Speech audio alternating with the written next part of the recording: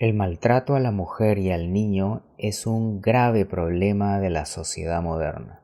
En diferentes países está aumentando con el aislamiento social. Vicky Arévalo es psicoterapeuta, PhD en psicología, profesora de psicología en la PUC y directora del Instituto Peruano de Terapia Conductual Cognitiva. En esta entrevista nos explica cómo se desarrolla la violencia y nos enseña cómo las mujeres muchas veces pueden manejar un momento de conflicto y cortar la escalada de ira que termina en la violencia. Tenemos que considerar dos variables. Una variable es la personal. Antes de esta situación pueden haber habido personas con una reacción de cólera intensa o con un patrón de aprendizaje de castigo, de gritos, antes de esta situación. Eso es una variable.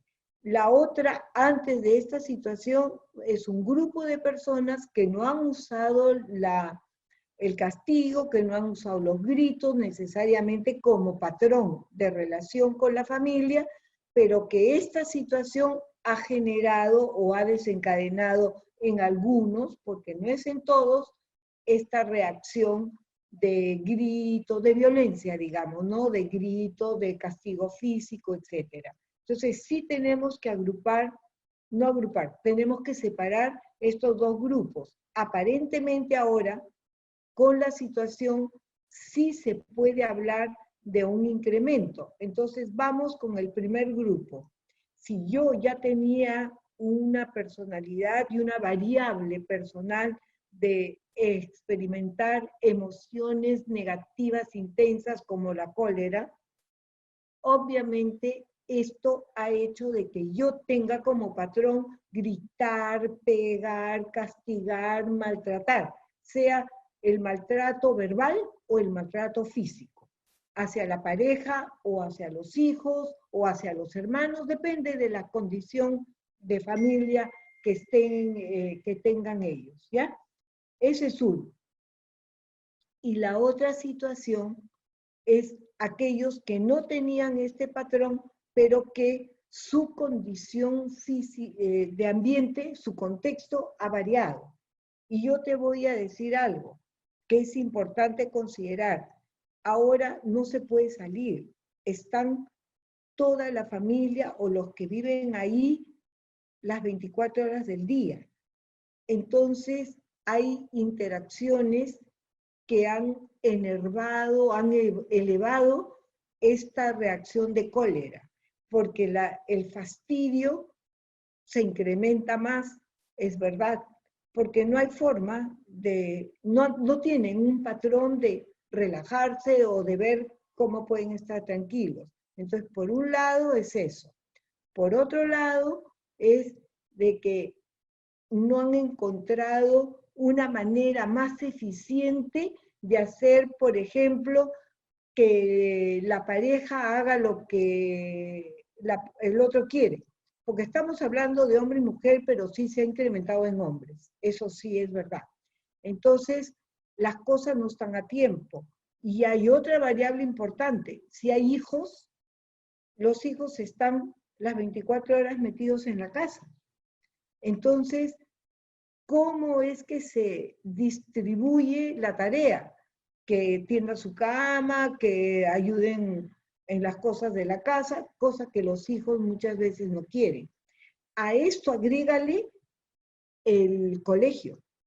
Hay clases virtuales y estas clases virtuales hacen que los chicos estén en su casa, pero como en el colegio, digamos, de 9 a 11, de 9 a 12, y no hacen las tareas, y no atienden, y las madres tienen que supervisar, y las profesoras o los profesores mandan los correos que el tal fulanito no asistió porque les pasan lista, o no cumplió con enviar por correo la tarea.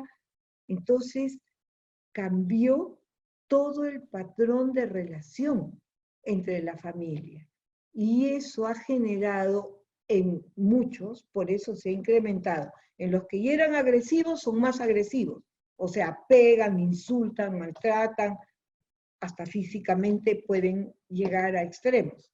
En los que no eran agresivos, pero están irritables, la manera que encontraron de poder responder a su irritabilidad es así, con gritos, con insultos o con castigo físico, que no era lo frecuente, ¿no? Yo creo que ese análisis tenemos que considerarlo. El contexto ha variado para ambos grupos, pero ha variado.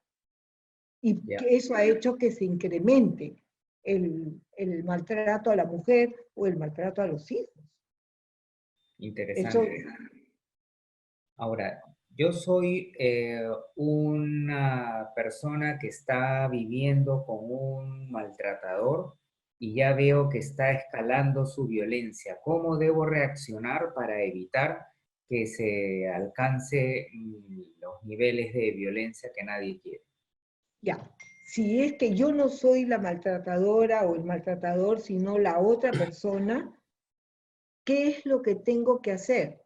Yo lo que recomendaría es no responder al grito ni al insulto, porque si yo respondo, incrementa la cólera en el maltratador y es peor.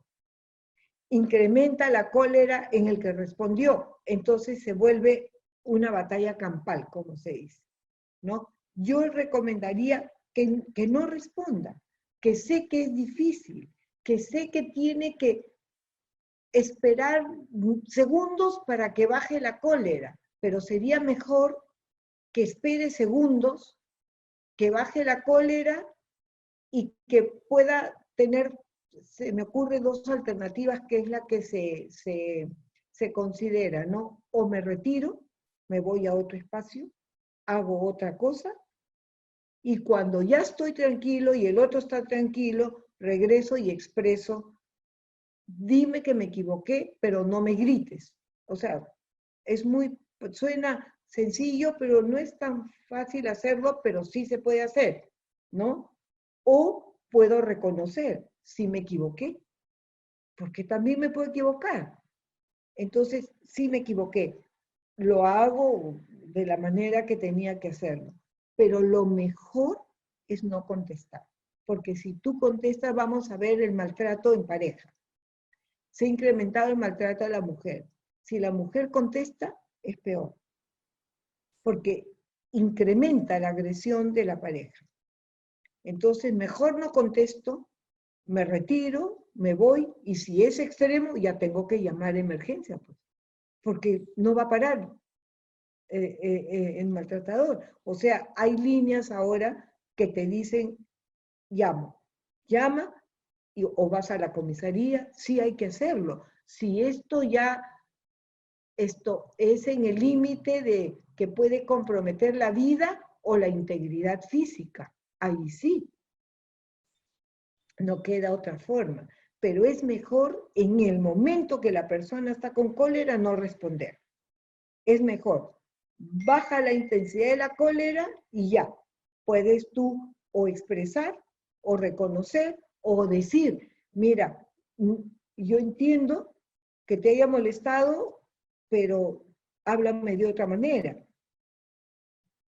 Cuando la pareja es maltratador, eso no sirve. No entiende. Porque ha sido su patrón maltratar siempre. Y el otro patrón es que la pareja ha permitido. Entonces hay un aprendizaje ahí. Solamente se ha incrementado. Cuando no ha habido maltrato y ahora sí se da, se puede hacer esto que te digo, ¿no? Porque hay que ¿Y, considerar eso. y cómo se previene el maltrato a los niños? Ahora hemos visto con claridad cómo es cuando la mujer está en riesgo, ¿no? Pero cómo actuar frente a la escalada del maltrato hacia los niños. Ah, pero ahí ya es a los padres que hay que aconsejarles, ¿no? Correcto. Aquí pueden haber dos cosas. Puede ser que se dividan las tareas. O sea, el papá ayuda a uno. Estoy hablando de la parte escolar, porque eso sí, yo misma he tenido de la gente que ayudo quejas de que no saben qué hacer con las tareas. Los padres se perciben inútiles o impotentes para ayudar a los hijos a que hagan las tareas. No son profesores. No tienen que saber el contexto, el texto de lo que, el contenido de lo que están mandando el colegio. Imagínate una familia que tiene un hijo de 6, uno de 8 y otro de 12. Son tres áreas, 3 grados diferentes. ¿Y por qué los padres tienen que saber qué hacer con cada uno de ellos? Es muy difícil. Yo he escuchado así accidentalmente que este papá dice, le están enseñando algo que yo no sé. A una mamá que tenía que enseñar a su hijito de 6 años la teoría de conjuntos, me dice, eso a mí no me enseñaron, yo no sé qué es.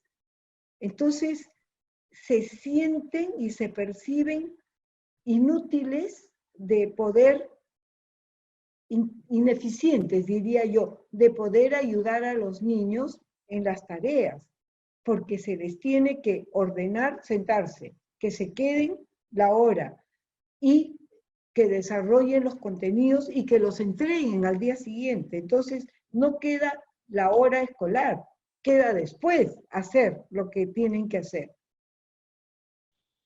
Es todo un reto, pero una Entonces, situación difícil. lo que dices es que hay que bajar el nivel de estrés que puede llevar a la violencia compartiendo tareas como las escolares. Exactamente. Compartiendo tareas como las escolares o compartiendo tareas de la casa. Tú tiendes las camas, tú barres. Hay que hacerlo, compartiendo. Excelente. Pero a partir de ahí, también reconocer. Eso es bien importante, Jorge. ¿Qué quiere decir? Mira, lo has hecho muy bien, has estado las 2 horas sentado con tu tarea. Hijito, qué contenta estoy. Eso tienen que reconocer, porque no todo es castigo, llamada de atención, ¿te das cuenta?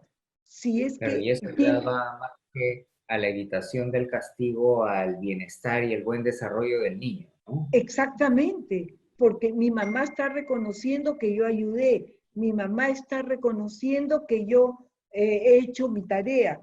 O viene el chiquitito, esta señora que me decía que no sabía la teoría de conjuntos, me dice, viene con su dibujo que tenía que hacer. Está en primer grado, primer grado.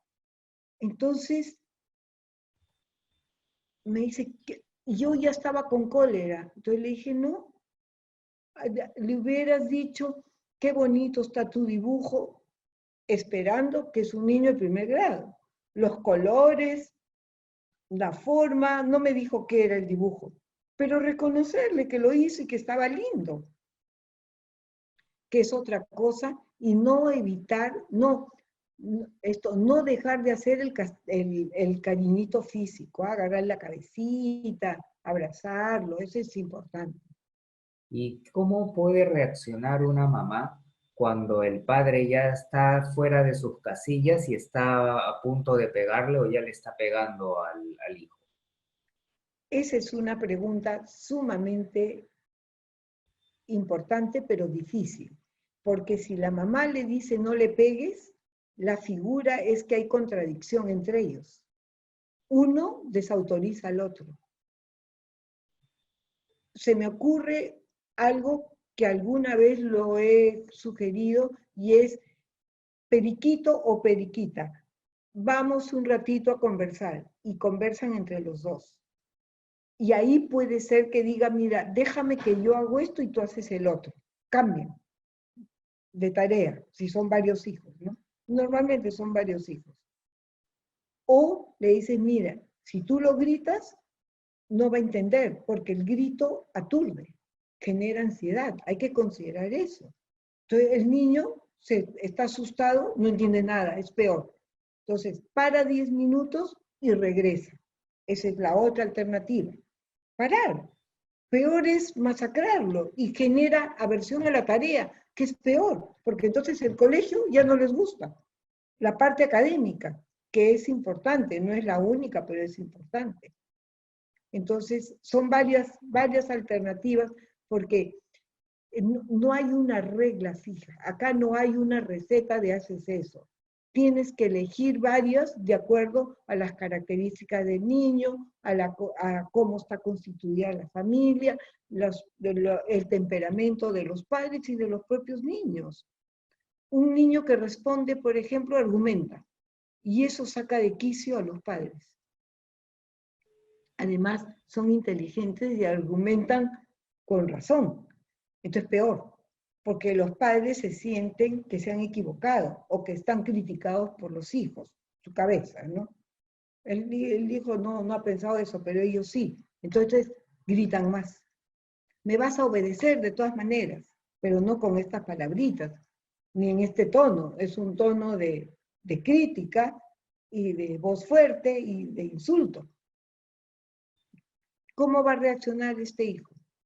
O sigue argumentando, o grita, o llora, o tira las cosas.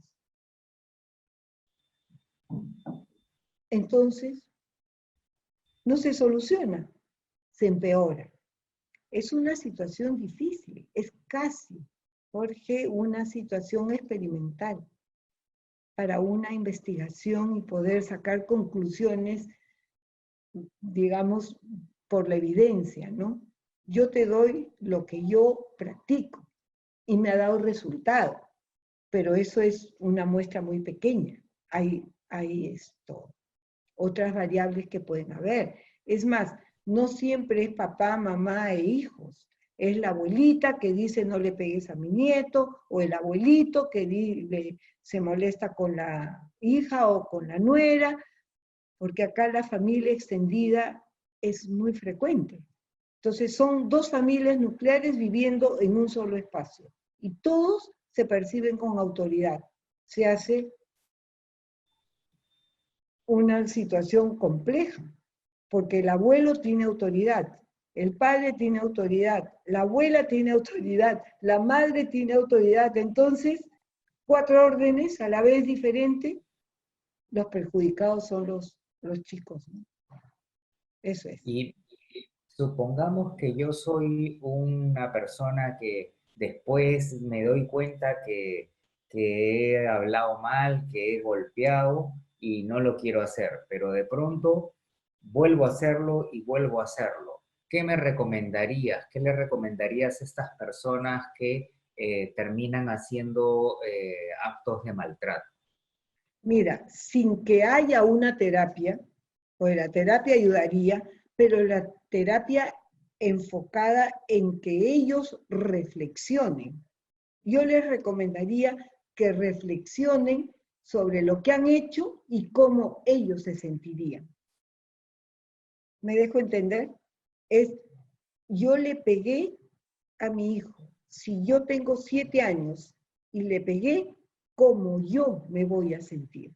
Porque hay que invitarlos a que ellos también se autoobserven y se den cuenta del efecto que están causando en sus hijos, cómo sería si a ellos le dan y qué efecto tendría en ellos.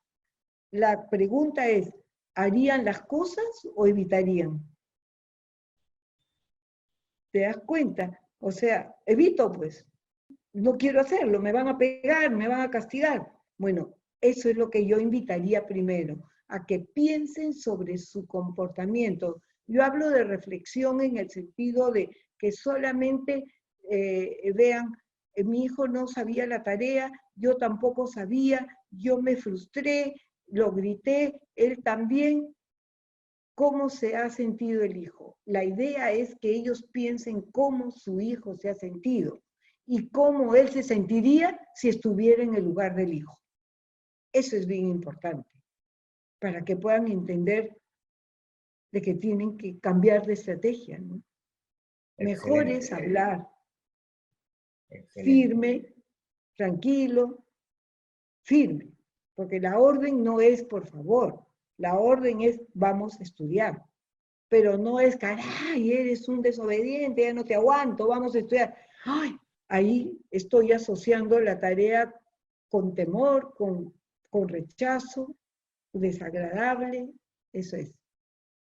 Y supongamos que yo ya he reflexionado, pienso que no lo debo hacer, pero de pronto me doy cuenta que ya estoy en ese mismo círculo vicioso. Ujú. ¿Qué recomendarías Ahí, para cortar? si él se da cuenta, es una buena pregunta. Si él se da cuenta, digo, hijito, espérate un momentito, voy al baño. Me voy, me calmo y regreso. Cortar, pues, porque si no, sigue lo mismo, por más que se haya dado cuenta. Ahora, yo te digo, no es tan fácil, es un cambio de patrón. No es que necesitan necesariamente terapia, algunos sí, pero si ellos lo captan como algo que les va a ayudar y lo ejecutan, no va a ser la primera vez, será la segunda, la tercera, la cuarta, para la décima ya se incorpore un nuevo patrón en esa persona, ¿no?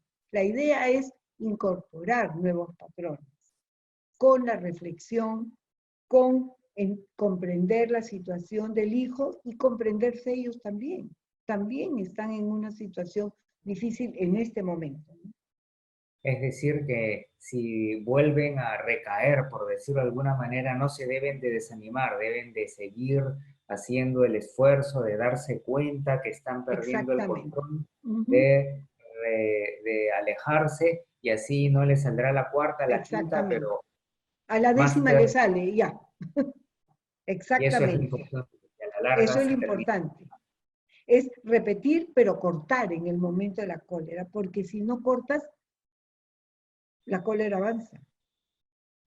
Vicky, muchas gracias por tus consejos tan experimentados y con tanta investigación y conocimiento de la psicología que tienes, que va a ayudar muchísimo frente a esta escalada de la violencia doméstica, no solamente en el Perú, sino en el mundo. En el Muchas gracias. mundo. Bueno, gracias por la entrevista.